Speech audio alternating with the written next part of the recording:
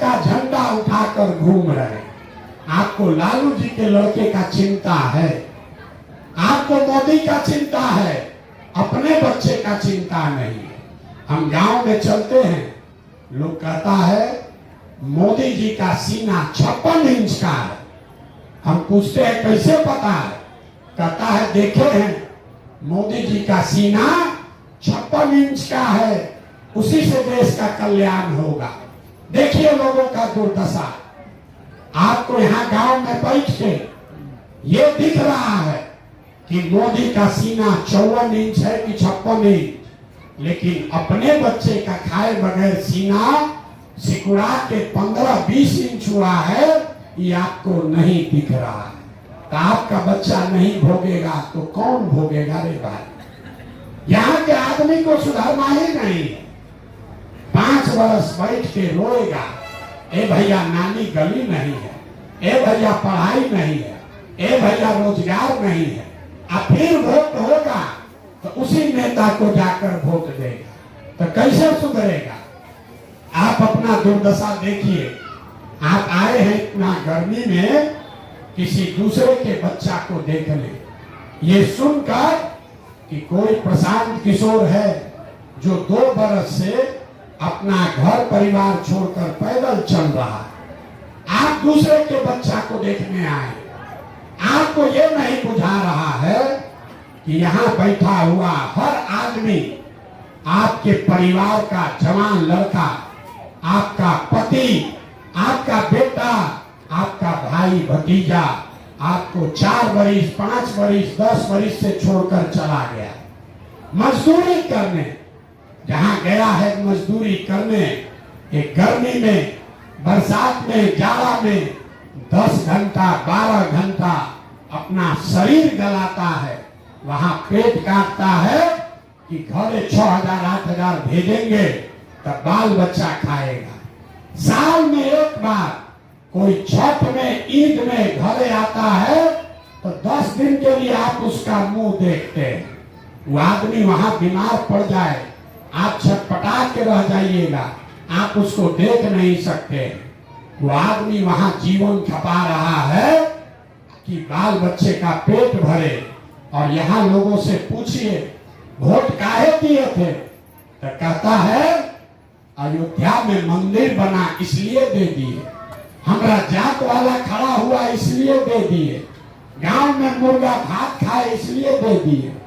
तो भैया आपका सवाल मजदूर नहीं बनेगा तो कलेक्टर बनेगा, यही बताने आए।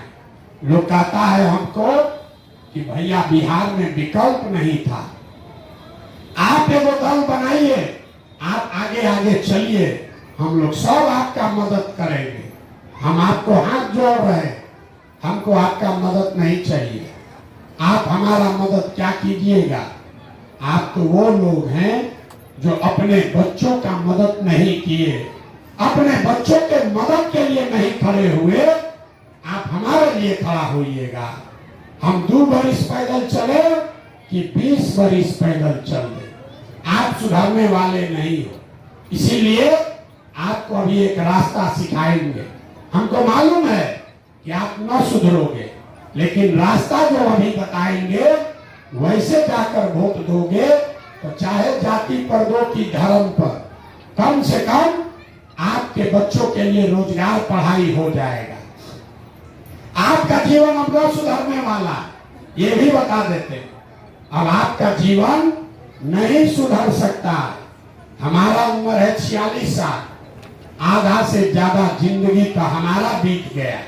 अब आप क्या पढ़ लिख कर डॉक्टर इंजीनियर नहीं बन सकते, लेकिन जो रास्ता बता रहे हैं इसको सीख लीजिएगा तो और कुछ हो या न हो, कम से कम आपके बच्चे आगे मजदूर नहीं बनेंगे। तो एक रास्ता बस है, इसको याद कर लीजिए। अगली बार जब वोट देने जाइए, जिसको मन है उसको वोट दीजिए, लेकिन वोट देते समय स्वार्थी बनिए। अपना स्वार्थ देखिए, अपने बच्चों का स्वार्थ देखिए।